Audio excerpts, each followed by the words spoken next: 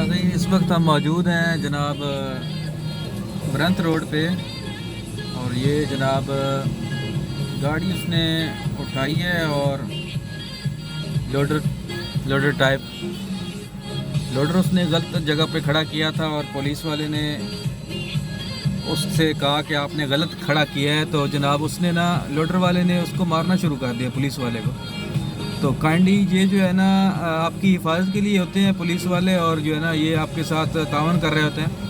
तो आप काइंडली उनका ख्याल किया करें। अब वो पुलिस वाला अकेला है तो उसके साथ जो है ना वो हाथापाई कर रहा था, अभी वो नज़र नहीं आ रहा, वो लोडर के पीछे आ गया, तो ये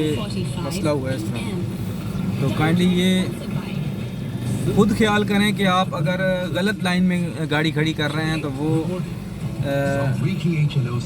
लाइन से हटा के जो सही लाइन है उसमें गाड़ी खड़ी करें ताकि दिक्कत ना हो। वो यहाँ पे जहाँ पे बंदे दो खड़े हैं, यहाँ पे वो गाड़ी खड़ी कर रहा था, जिसकी वजह से लोडर खड़ी कर रहा था, जिसकी वजह से वो गाड़ियाँ स्लो हो रही थी और ट्रैफिक जो है वो रुक रही थी। तो इसलिए जो है ना ये काइंडली ख्याल करना चाहिए।